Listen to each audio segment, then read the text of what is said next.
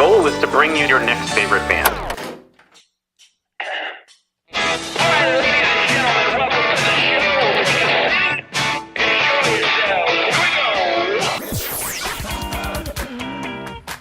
Thanks for having us. This is a very cool show. Yeah, so through many iterations, and we finally landed on the weirdest one by far. Yeah, simple of feelings, and boom, you got a sound. I remember this one time. I'd been writing some songs, and I went out. I'm just going right in on this story. I went out, and so I was. The story's longer than the song itself. We'll go ahead and play it. And listen, it's going to be everybody's favorite band.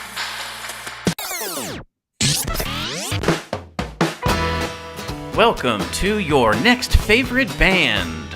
That's both the show title and our promise to you. We here at Stereophilia Studio are tireless in our pursuit of finding incredible, genre-defiant artists who are either a hot, up-and-coming band or a group that has been delivering for years but have flown under the radar. Tonight, musician and creative technologist, Trey Schibli.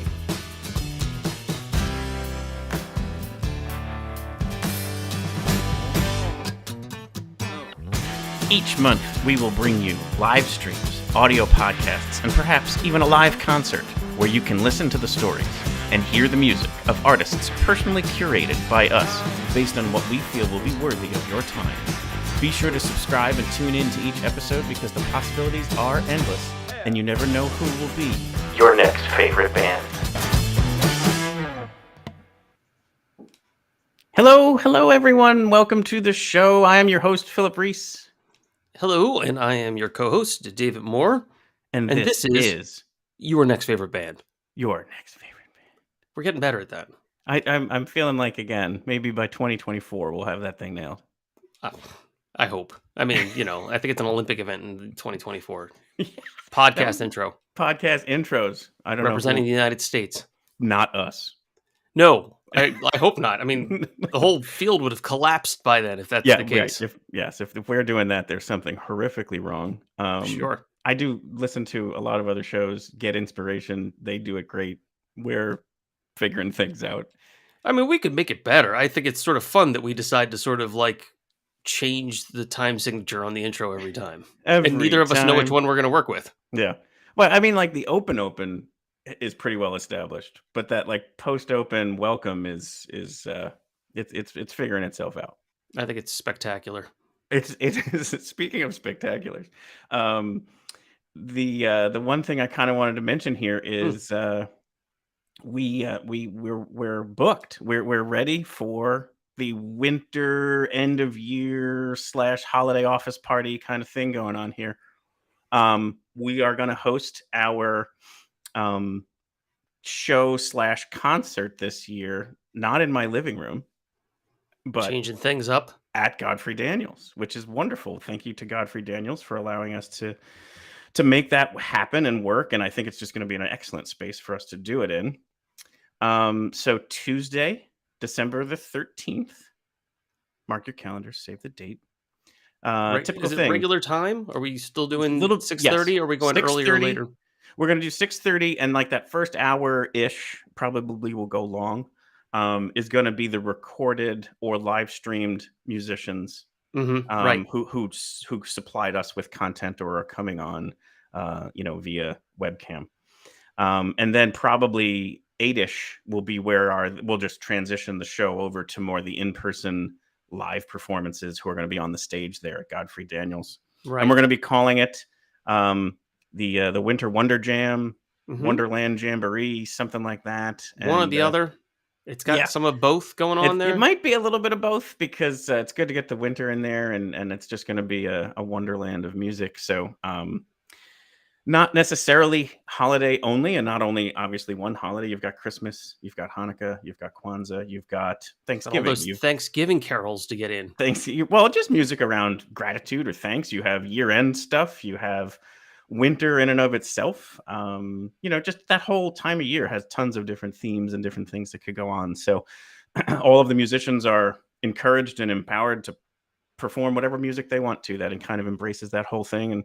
And then they send it along to us. And I thought last year's was amazing and I can't wait for this year's. And we're once again going to be raising funds for New Bethany Ministries, which is the local homeless shelter and transitional shelter, and just helping people in need. We'll just say that. Yeah, they do a nice part with the community, just sort of filling in some of those holes that people need. The shortcomings people have. They help with some of that, all the way to the point where you were saying transitional and homeless type sheltering. Yeah, wonderful organization. They do great work, and this time of year, it's just when they need the most amount of help, because they're definitely trying to make sure that time of year is special for everyone. So not always the easiest thing to do. So we'll hopefully do a little bit of our part to make that happen. And then even for everyone who's just tuning in, hopefully generating some of that tidings of great joy, we'll call it. I hope it all comes together as smoothly as that introduction did.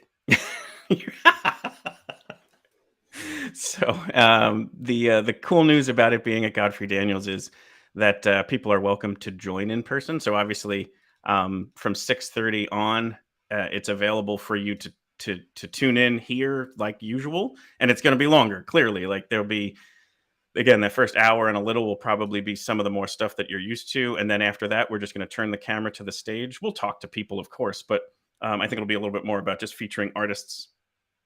And so you can just tune in and put that on the TV, and maybe set up a fireplace or something like that, and enjoy some tunes. Or if you're so inclined and you're available and local enough to make it happen, you can come and join us at Godfrey Daniels. It's only going to be a suggested donation to New Bethany Ministries, so that'll be up to you. And it should be a great night. It should be special. It should be fun. Yeah, all of that I'm looking forward to. Yeah. It should be awesome. Anyway, this week, a very, very cool, somewhat return guest, but in a completely new way. This is basically someone who's been on the show as part of their band, and now what we're able to do is bring them on from a little bit more of what they do in addition to that. And so it's going to be a very interesting conversation, because like I said, there's this title of Creative Technologist, and there's a lot of graphic art design that's connected to music and music, or whatever. It's going to be really cool. We're going to get a conversation going around all of that. That's going to be the exciting part, is to hear how all of that interconnects. Absolutely. So we do actually have a piece of his that he recently uploaded, and it's a combination again of visual design and music. And so you'll see how that kind of goes together. David will share some bio, and then we'll bring on Trey Schibli.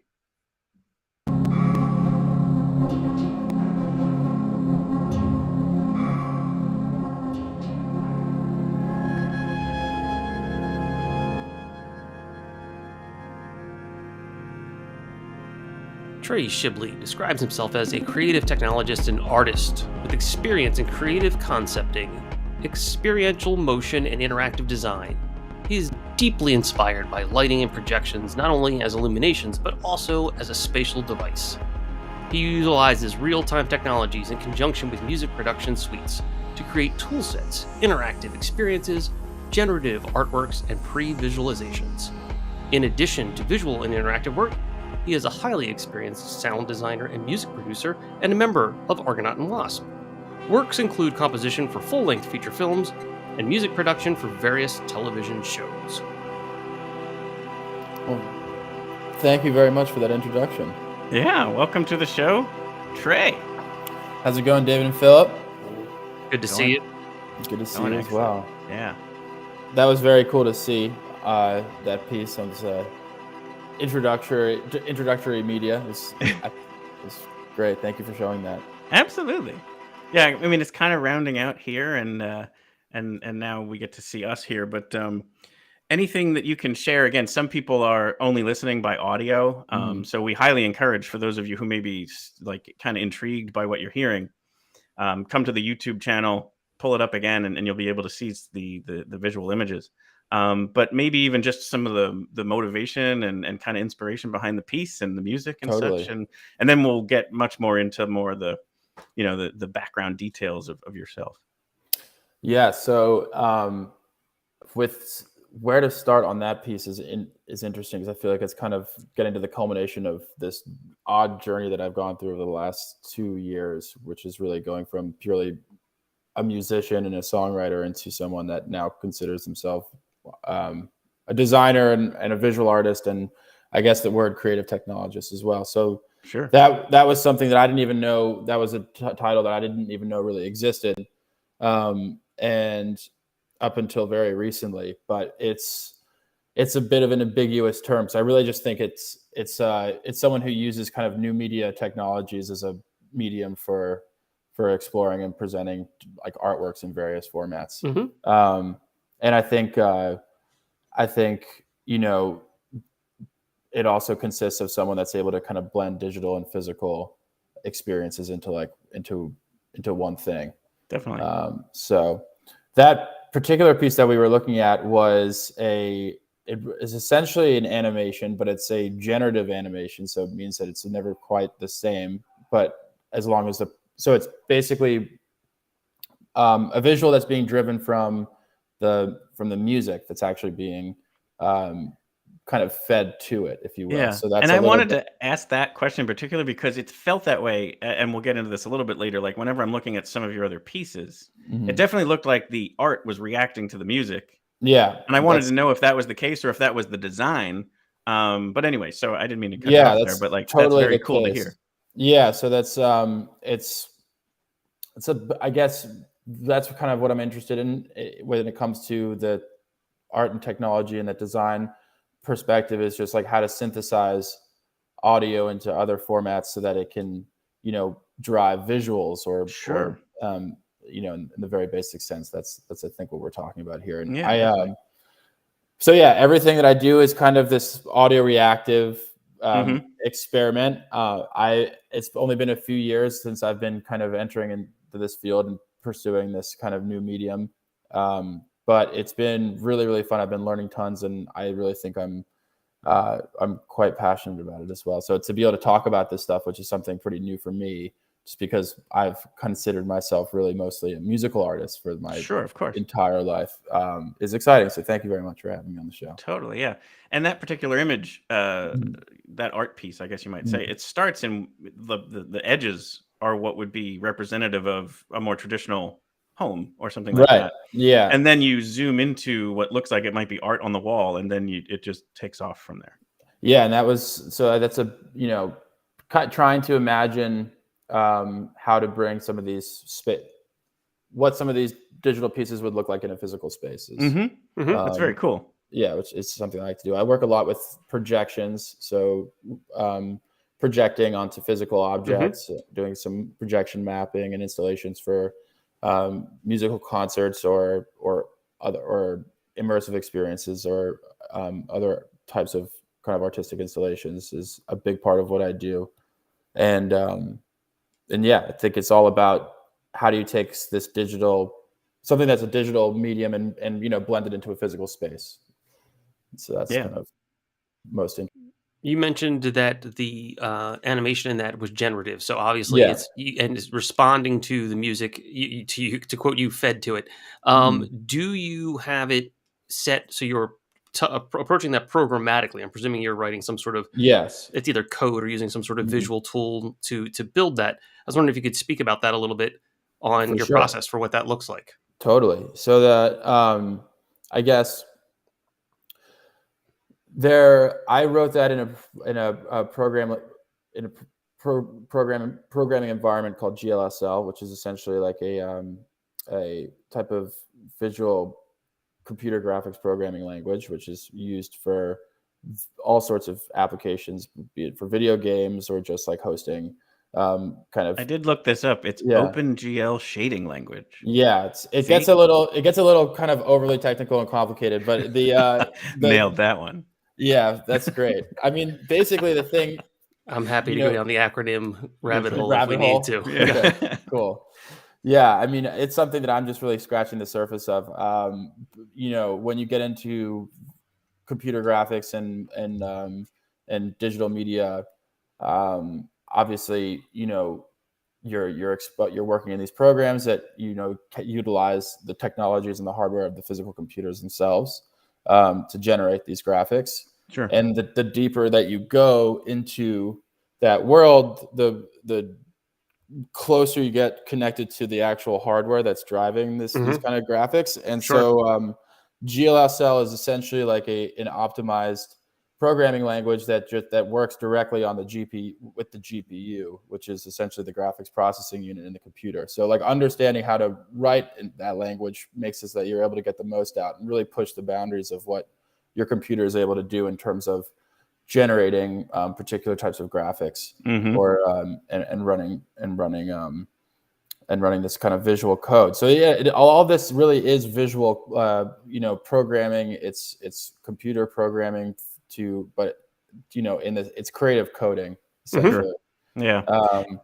Yeah. And I'm sure it yields also like, well, I didn't expect that to happen. It's like that's a bit of the fun. Yeah, it's a bit like it feels a little bit. I mean, when you get to really, the idea is that you know exactly what's going on, and it's a very well contained, structured environment. But as you're working your way there and kind of composing and building these things along the way, is very much a poke and see what happens, and then based on that, kind of refactor what you're doing, and it's great. And I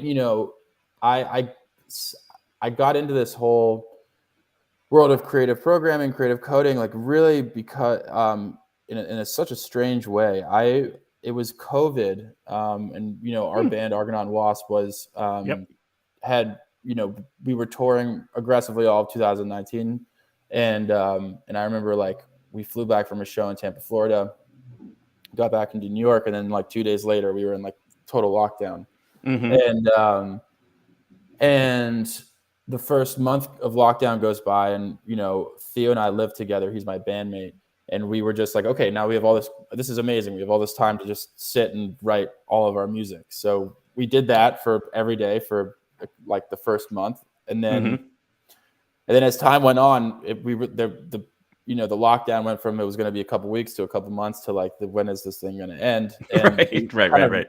Ran out of we were just like, what are we doing? How our lives kind of came to a complete standstill for a bit. Like, I mean, everybody's did, obviously. Sure. But for a musician, it was a particularly impacted industry, especially for an active touring musician. Not for someone that just works solely in their like own little headspace that releases pieces that are released, out of their own, studio solely. Yeah. Exactly. Venues were closed, recording studios were closed, so like there was only so much you could do. Exactly. So I was trying to. I went into a period of like, okay, like I wanted to emerge with, having grown in some capacity from this whole experience. And I was really, really fortunate. One of the things that I had wanted to do for a long time was to get into film scoring. And I'd done a bunch of TV work before, and done some like, compositions, some short compositions for advertisements and things like that, but anything like quite as sizable as a film score. And I made a connection who's a producer of this film called The Man Behind the Camera, and he brought me in to work on some of the musical compositions for that film, which was an incredible experience. And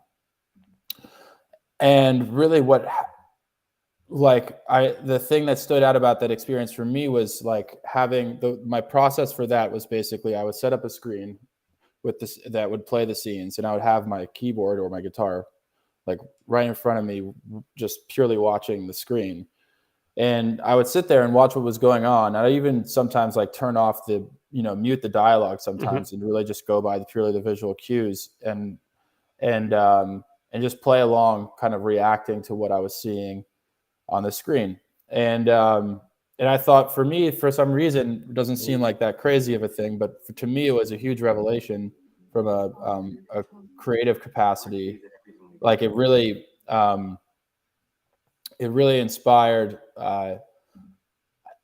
Let's just say it was a huge catalyst in my creative process. Like I felt like I was working very, very quickly.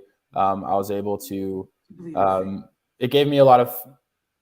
I was. How do I say this? It was just. I really enjoyed the process, and I thought that I was like thriving in that capacity. So it unlocked something for you. Yeah, totally. Having that visual cue really helped ground some direction in what I was trying to do musically. So basically, from there, I was like, okay, I want to score films. I got to do more stuff like this. Like, what's another thing that I can do? And video games seemed like another way to get more experience and get more opportunity doing this kind of composing.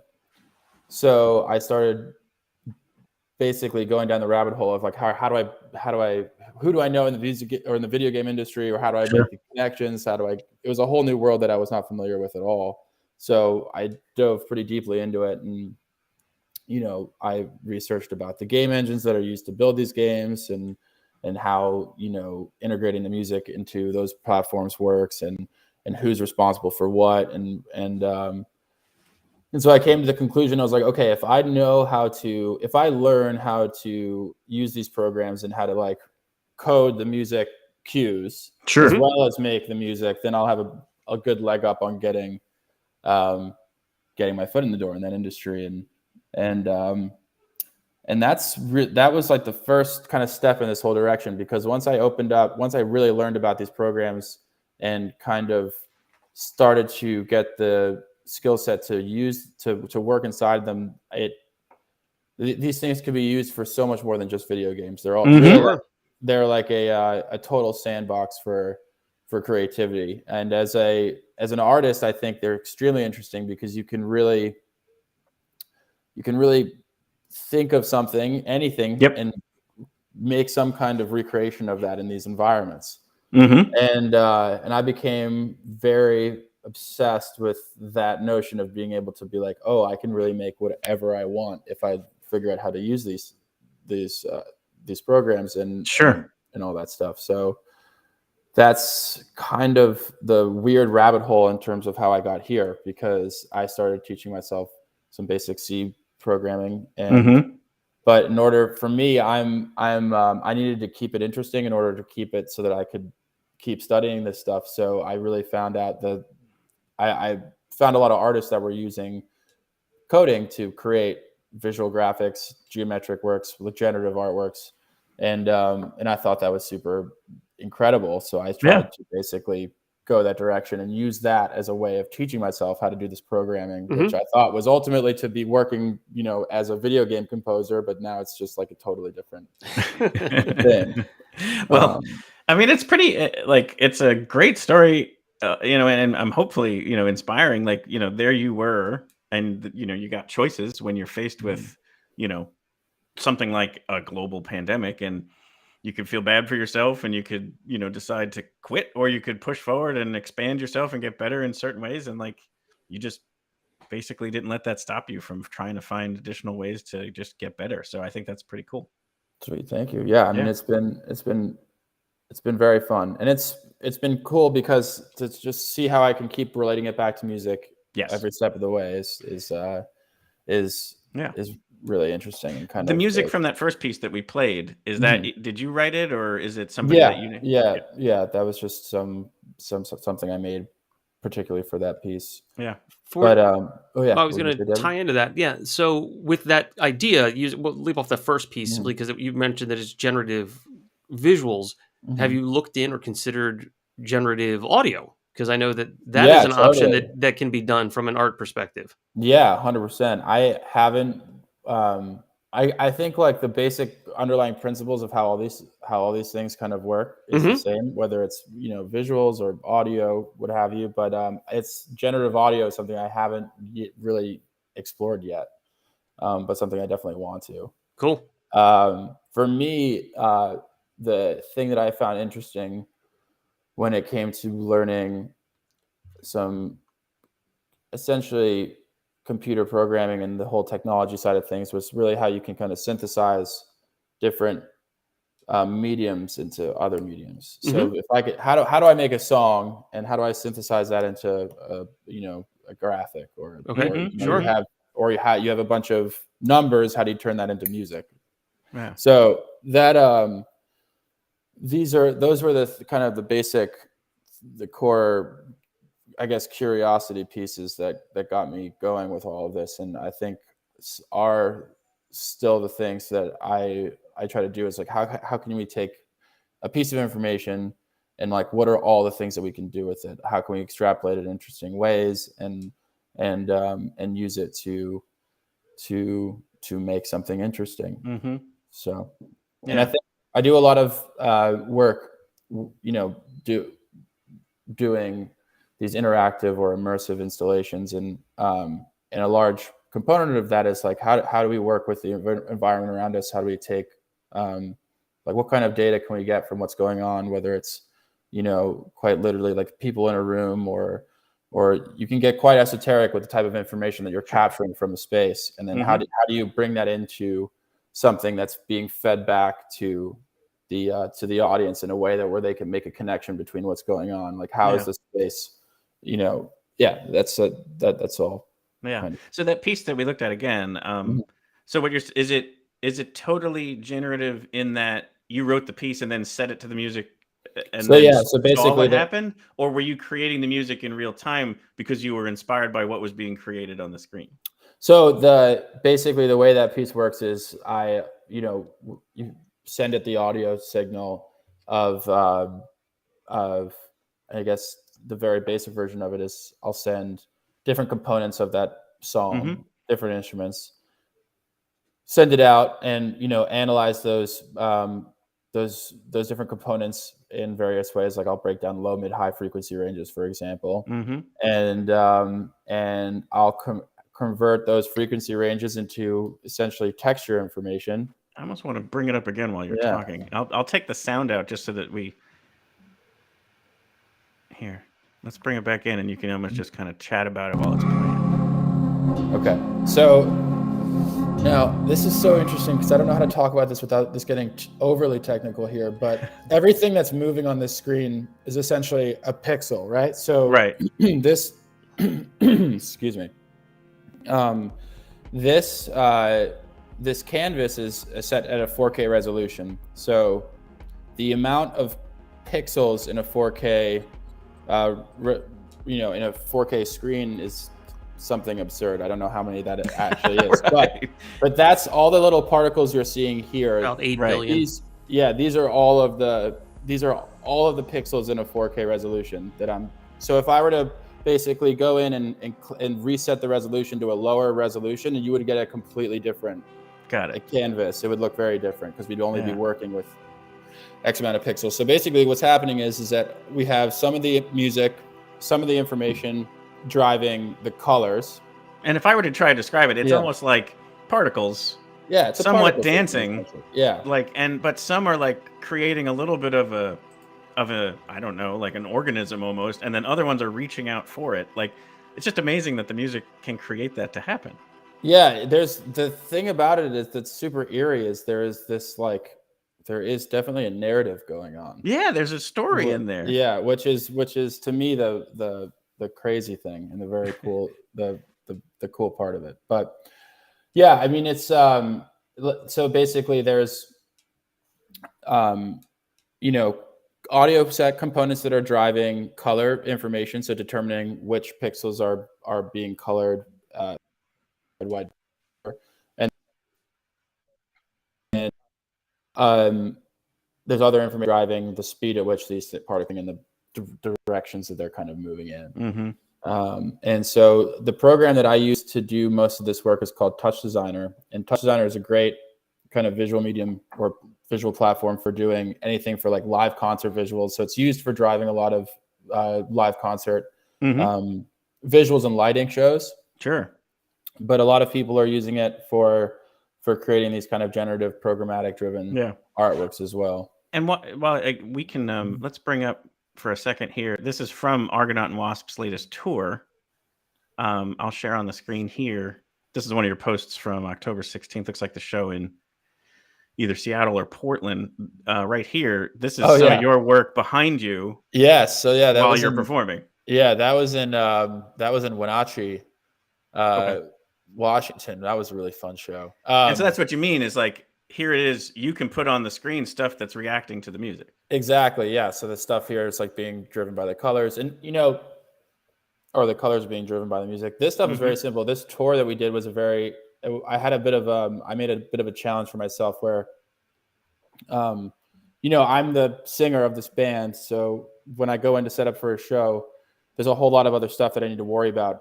And that's not just, the the lighting and the projections that are going on. Like vocal warm-ups and and all that stuff. What's the He's first also song? playing guitar. Like he's leaving out that part too. Yep. Yeah. So there, I basically, I approached this tour. It was the first time I ever was like, okay, I'm going to make some visual content for us that we can use, and I'll do all the projection work and setting up the projectors and kind of essentially running the light show for our stuff for our show. I'd never done that before, but this tour I was like, okay, I'm going to try and do it and see what I can do. And basically I had an hour before or 45 minutes to. Every space is different, right? Mm-hmm. So like you never know where the projector is going to be. You never know if they're going to have a screen. And quite frankly, I love working without screens. Like I'd much rather have the projector and then like map interesting parts of the architecture to illuminate the environment. Sure. Yeah, exactly. Yeah. So I basically gave myself 45 minutes every show after sound check to like, okay, set up, figure out what they have in the venue to work with, and then set it up and design a basic kind of interactive visual component to follow along with our show every night. And I had some preset graphic like visuals that I had made, but a lot of what I was doing was really creating stuff on the fly based upon the room that we were in. I wish I had more. Part of the reason why I don't have any good documentation of this was because I was playing guitar, singing, and doing this. So I didn't really. Can everyone take a moment while I shoot this for my own record? And yeah, things like exactly. That? Everyone's really cool with like that at a rock show. Like, no, that's fine. You take 20 minutes, whatever you need. Right. Yeah, no, exactly. So I didn't have a lot of great documentation on it, but yeah, like it was.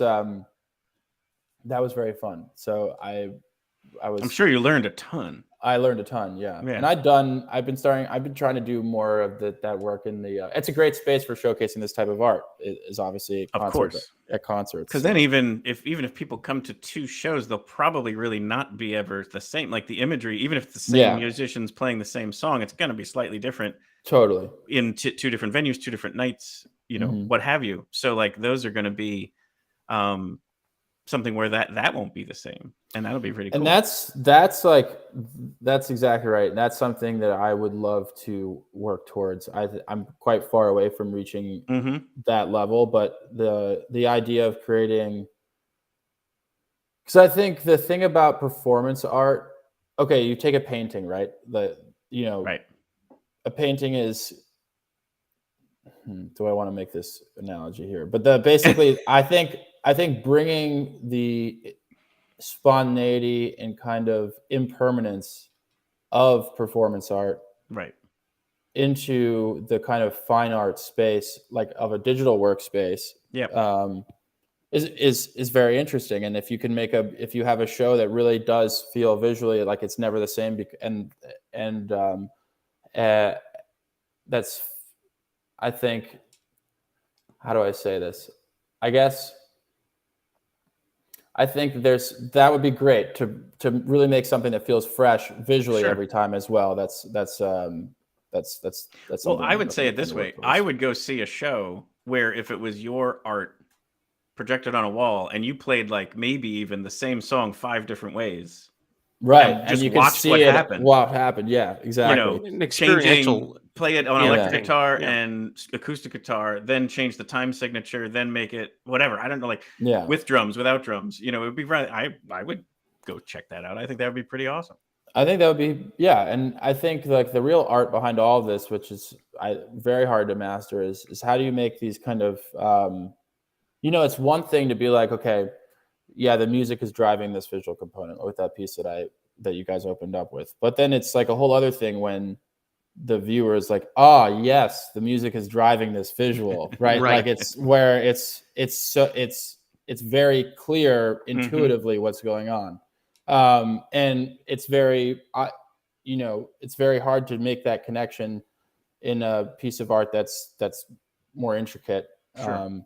But that's what it's all about. And I think that's something I'm striving towards. And if not, it'll take me a little while to reach there, but it's that's kind of what I'm in the pursuit of when it comes into this stuff.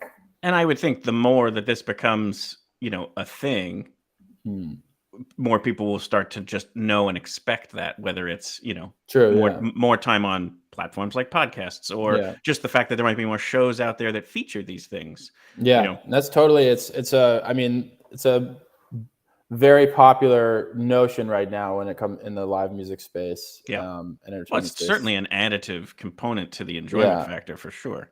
We did just because like I was posting to my Instagram all this kind of stuff that I was learning, and I had a crazy opportunity to do some visuals for the Foo Fighters at a party that they did. That's right. They made a film, and this was this big release party that they had in Phoenix, Arizona. And I had to make some like generative visuals to accompany the music at that event, which was probably the craziest experience of my life, because I never I spent I think like 3 to 4 days leading up to it just rendering stuff for all day and all night. Yep.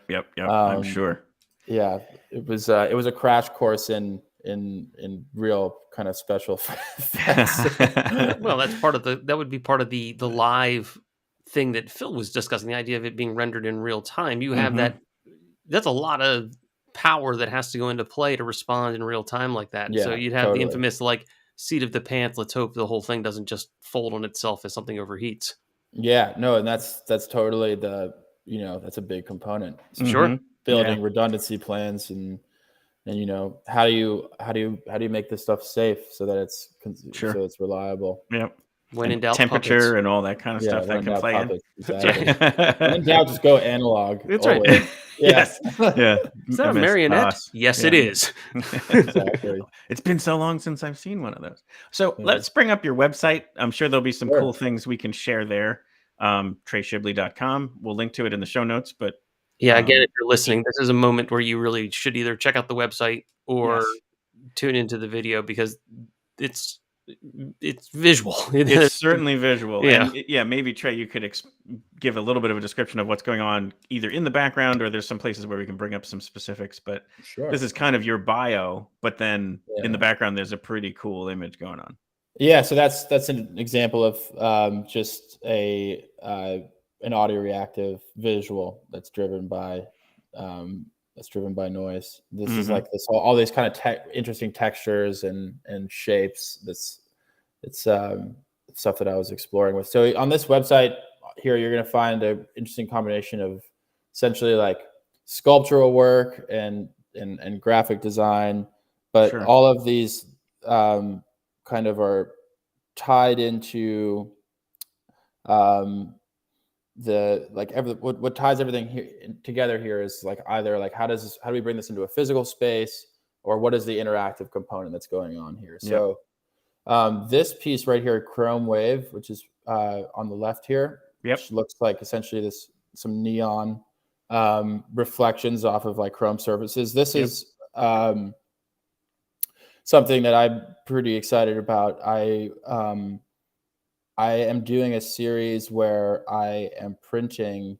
So there's an artist that he's one of my favorite artists, recurrent artists right now. His name is Sebastian Knott. He's a light artist and a cinematographer in the film world. But he has this process of basically taking these white blocks in his film studio and of different sizes, and he sets them up on a table with like a seamless backdrop behind them, and he orients these blocks in interesting ways that, like, from different perspectives, create different or like interesting geometric compositions. And then what he does is he takes spotlights of very simple, like 2 to 3 different color spotlights, and he illuminates the white blocks with these spotlights in certain ways that the shadowing enhances the geometric kind of structure that he's composing in the piece,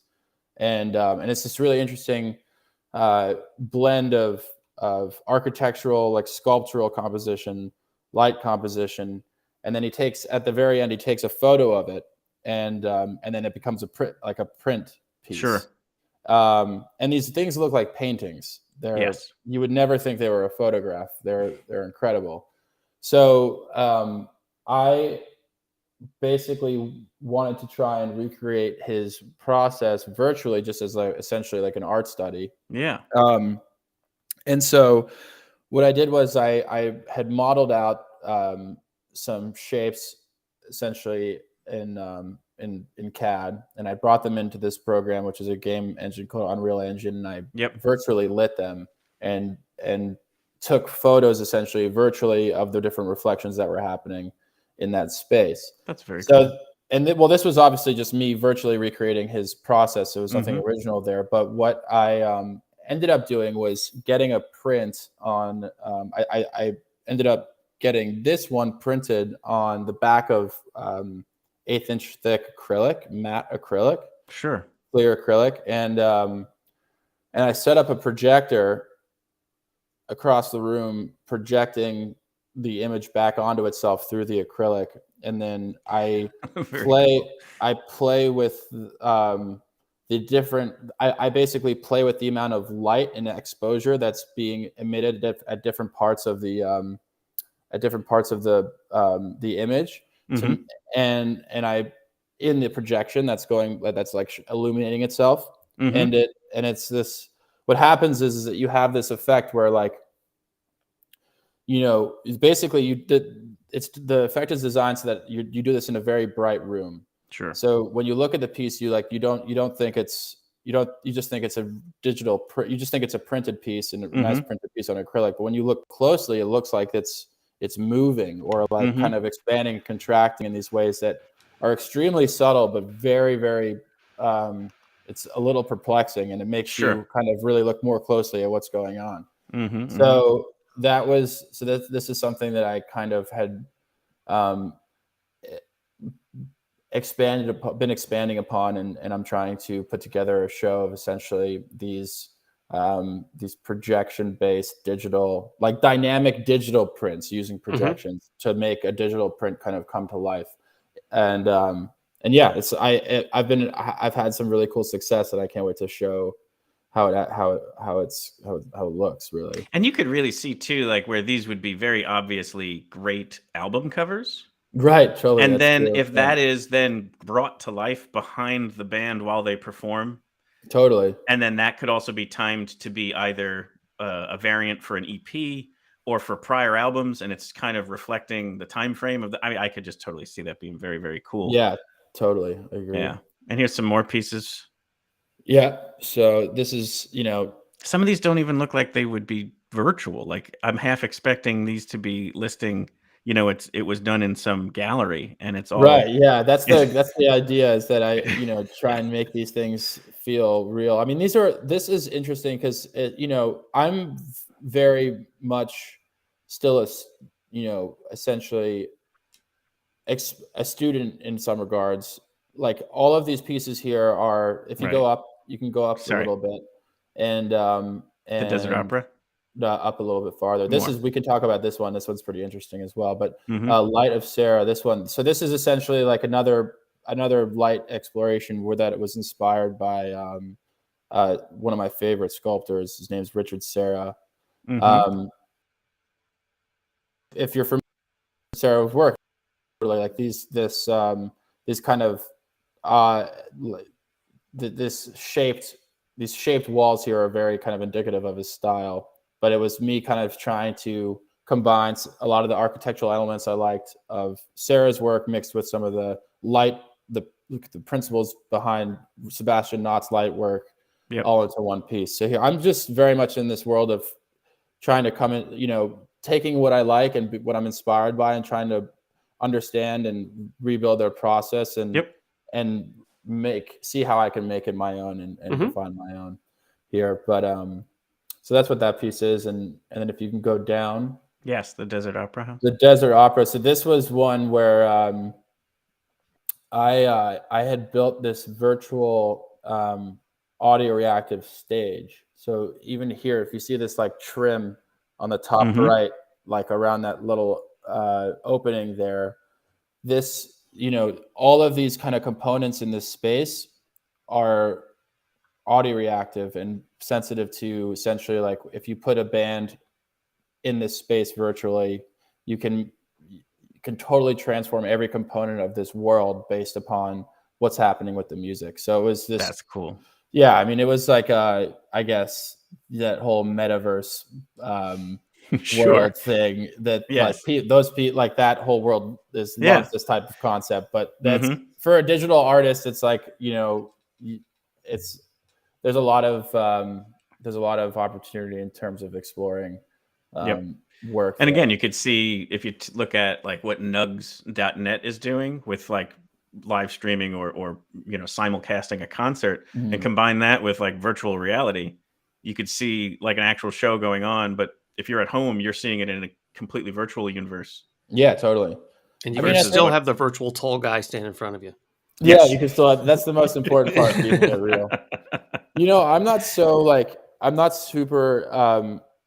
you know, I'm not very much interested in the metaverse, but the thing that interests me about all of this stuff and the reason why I'm kind of in this world is like I love architecturally being able to play with space. Yep. So being able to create something and then really feel like you're there to get a sense of scale and to get a sense of effect. I think that's an incredibly profound thing to be able to do for artists, especially like sculptors. Yeah. And then at the bottom here, there's this very cool this thing is another that never ends. Yeah, exactly. It's just this another kind of particle system. Yeah, when you get into the world of creative coding, everything is like a particle system at first, and then Pandora's box. Yeah. And then I didn't know, is there things that we want to touch on in the film area? I don't know if I don't think so. Well, this is all just some of that commercial work that I was talking about before. Got it. Yeah. So definitely check out TreySchibli.com, and then you'll be able to catch out like all of these different elements that he's either been a part of or created. And then the music side is here too, where this is some of the Argonaut and Wasp stuff. Yep. But other things too, right? Yeah, a couple other things, various side projects and things like that. Yeah. So real quick, I also wanted to jump over to the Instagram page because there's some of what you were talking about where there's like some of the more recent stuff there. Right. Yes. This is essentially an iteration off of that first piece that the first one. Yeah. That's what I figured. And I hesitate to take the sound off just because. Let's see what happens. There you go. Let it go. Actually, I can do this just to make sure it doesn't. I just didn't know how loud things were going to be, but I think I can. That's good. Hopefully control it. Anyway, we can scroll through some of these here and see what's happening. So this is these are essentially stills from the piece that we opened up with, but at a lower resolution. So if you know what I was talking about before. So here, there's much more information being kind of processed, and as a result, much more particles. But when you reduce the resolution, which I did in those stills, you get kind of a more. It felt more like a brush stroke in a way, which I thought was very interesting. Definitely. Then there's still some. So here, this is back home. Still some music, exactly. Finally, when the tour was over, I'm sure that's like exhilarating when it starts, and then it goes for a while, and then you're home, and you're like, oh, thank God I'm home. Yeah. But then you can't wait to get back out again. Exactly. Yeah. Exactly. So that's that first piece that we looked at. This was on Hotel the road. Life. This is another one of this kind of GSL computer graphics programming stuff. Yeah, it almost looks like a map. Yeah. Mixed with Jackson Pollock. Yeah, it's exactly. Boise, Idaho. We actually have some fans in Boise, Idaho. Shout out to Mike. Really, and Nate. Man, Boise was was one of my favorite stops on tour. Yeah, it's a great town. It is. Yeah, it was really, really fun. Here's a cool one. I see everything. This is there's no audio with this guy. This one was just this one definitely looks like an eyeball. That's it's for sure. Titled "This Video Has No Sound." It's very exactly. It's very powerful. It's very powerful, poignant. We saw that one on the site. Yeah, it's definitely worth checking out. Go to the site. He links to Instagram from his site, or you can just hit your favorite search engine, find Trey's stuff from there, and you can definitely see I mean, it's obviously worth seeing. It's all visual art. So definitely worth checking out. Definitely, so you can see the use of light, and the particle stuff is neat. Especially since you're discussing the resolution stuff. Yeah. Now that you've got a background also using Unreal Engine, you can do some backgrounds for the Mandalorian, since that's how they do that too. Do all that stuff. Yeah, I mean that's that world is crazy. Side gig for Star Wars, Yeah, exactly. I loved this one. I think this was when we were talking. I think I was like, I need to know more about this, Trey. Can you come on the show? Cool. Yeah. This was I would spend a lot of time kind of working with mirrors in Unreal Engine, just trying to figure out how to make interesting reflections. And so yeah, this was the result of just me playing around with kind of mirrors and objects and space and geometry. Yeah. That's what's on the background of the website. Exactly. Daily noise, how appropriate. This was another particles thing. And this was that opera. The opera house. That was because as I was doing some of the more physical or 3D modeling stuff, I wanted to ground my explorations there in something concrete. So I chose to think about what would an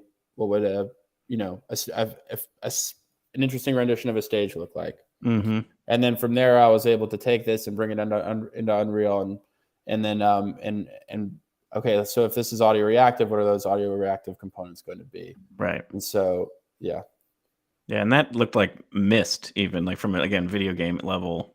Right. Yeah. Particle dance,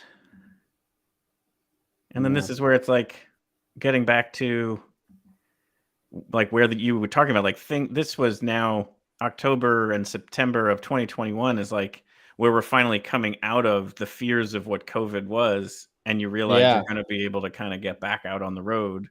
Yeah, exactly. There's you and Theo. You were talking about him earlier. Yeah. And so, that I just kind of wanted to touch on some of that because I think it's a great follow, first of all, and people can kind of jump on some of that to get the visuals of what we've been talking about, but then also whatever else you've got coming out down the road, because you keep your stuff, about what you've got going on, and then they can follow Argonaut and Wasp for more of the band stuff and get kind of both of those feeds going on.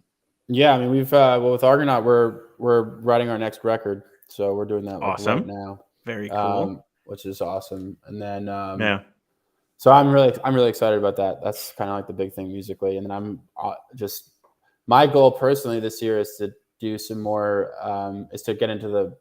do some more gallery showings and try and get more work into like an actual gallery space and all that. Yeah. So we should obviously, anyone who wants to check out more should follow you. And then if you always let us know, we can always post it as well. Yeah, please. That'd be great. And then Argonaut got to play Music Fest again. This time on the nice big Levitt stage. Yeah, that was really, really fun. Yeah, that was great. It was you total guys had trip. Wonderful weather for it, and it was awesome. We got on the stage, and it was one of those things where it was like the beginning of our show was the day, and then at the end of it was sunset, and we got on stage and there was no one there, but then like the last half of the set, it was absolutely packed out. It was really fun. Yeah, and then you got to even play, since it was a nice 90-minute set, you actually got to play some of your solo stuff. Yeah, that was interesting. That was really fun. Yeah. So I'm recording all that stuff as well, and going to be kind of seeing what to do with it. But I'm going to see how the productions come out. But I'm excited about that as well, to be able to, like, for me, all the solo stuff. It's like it's anything that makes the cut for Argonaut goes into Argonaut. Sure. But it seemed that way. Like, obviously they were super supportive, and they kind of said, hey, these are some songs that might be in the laboratory or whatever you might say, that's on their way to the Argonaut and Wasp side. When Theo and I, when I'm left to my own devices and I'm writing music on a guitar, it ultimately just sounds like guitar music. Sure. Theo and I need to be together to like. Well, yeah, right. That should be said. Is that so? Theo is much more. He's tech oriented as well. He's keyboards and synth and beats and all that kind of stuff. So that's a great combination. Totally. Yeah. It's that's what makes the project what it is. That relationship. So you just wrapped an Argonaut and Wasp tour. It was most of October. What is coming up either here, year end, new year, either for yourself or for the band? We're going on tour for we're playing with this German band called Giant Rooks. Nice. And we're playing Webster Hall in New York on the December 6th, I believe. And Okay. then we're playing Boston and DC the 2 days before that. And then we're playing Chicago on December 10th with them as well. So we're doing like the 4th, 5th, 6th, and then the 8th of Awesome. December with these guys. And that should be a lot of fun. And we mentioned this before, but important in this moment, we have at least one fan in Germany because we have the same amount of downloads as we have episodes, and it's in Frankfurt, Germany. So like, really? Again, so here you go. You've got some German music content if you want to tune in. I love it. Yeah, I've got family in Germany, so I'm excited to be on the road with a couple with some Germans. And we may get a second one then if your family wants to tune in for this episode and then subscribe. I like to think of it as 100% growth in Germany at that point. Exactly, 100% growth. I love it. That's what we put on the whiteboard. It went like this. Right. That's exactly how to do a sales pitch. Yeah. Exactly. Okay, so there's some December shows, some of them pretty local here. We've got some fans out in Chicago as well. So there you go. You can go catch some Argonaut and Wasp again and some German music. And then in the new year, sounds like there might be some new music. Yeah, that's exactly right. We don't know exactly when, but we're finishing all of the stuff right now. Did you write 99 songs again this time or something? Not quite 99 songs. Is that the name of the album? Not quite 99? Not quite 99. Exactly. Well, very cool. Well, Trey, thank you so much for coming on the show. Thank you so much for having me. This was a blast. Yeah, sharing all of that very cool, backstory and the art and what all goes into it. And we'll have to, maybe do this again and we can get a little more technical. Like we'll have like a 200 level and then a 300 level. And people can sign up for which. I like to just show people how it works, that would be very cool if we could figure out a way to do it. Maybe if we did it in person or something where we could set up the camera to show, the computer or whatever. So yeah, maybe we can try and set something up like that for sure. That would be awesome. Yeah, let me know. Yeah, and if there ever is a show, like a gallery that does put it on where you get to project on the wall and then play something like we talked about to kind of just demonstrate that and the differences and stuff. Would love to check that out and bring the camera along and live stream it if you were so interested. But I think that would be really cool. Awesome. Yeah, I'll keep it posted. Very cool. And again, best of luck with the upcoming shows. Travel safe and happy holidays. Thank you. You too. I'll talk to you both soon. Absolutely. Thanks, Trey. David. Philip. Visual arts. Yes. See, I wore my shirt that was visual arts. It didn't quite compare, so I was not going to bring it up. I was going to mention I'm not going to try and take a dig at your shirt there, but it's not quite the same. We did draw this, and we put it on a shirt, and that's why I was wearing it in honor of my support of art. That's why we brought Trey on, so... Yeah, he was great. It's nice to see. It's always interesting sometimes when you find musicians whose brains just work through. Yes. It's not so much that the music is one thing. It's how it all applies to different things. So you end up with the visualizations. You end up with his idea of like his projecting on masking or onto unique architectural shapes, things like that. That was one of the things I would love to explore further with his questions. Totally. As especially as he starts doing this more, is things like how does that impact the art? Most interesting places you've done it. Those kind of things. Even the mapping and stuff, that would be cool to get into on like how that changes things and so on. Sure. So Well, I mean, that's why I was saying we need to do a second wave of this now that we've laid a base. A whole webinar. Yes. Yeah, absolutely. And I forgot to even mention this. Argonaut and Wasp is in our opening.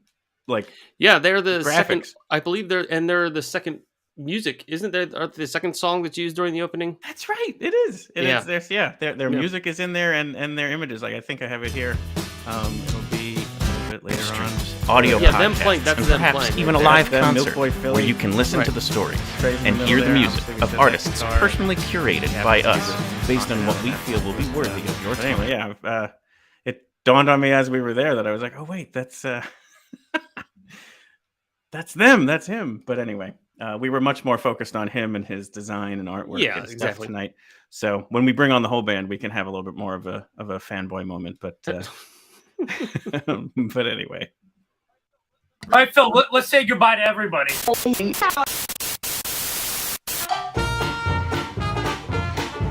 We hope you've enjoyed this episode of your next favorite graphic artist and band. We'd like to sincerely thank Trey Schibli for joining us tonight and sharing not only his art and backstory and inspiration and many of the details that go into all of that, and can't wait to learn more about it. But we hope that you check out his website, his Instagram page, follow that along, and then also follow the band Argonaut and Wasp. They've got wonderful music. They're definitely one of our favorites, and can't wait for their new music to come out next year, and also catch them live at some point. But there will be links in the show notes for his site, their site, all the good Spotify and YouTube channels, and Vimeo and whatnot, where we can give you easy access to that, and we'll also link to some of those people he's inspired by in case you want to check out their work as well.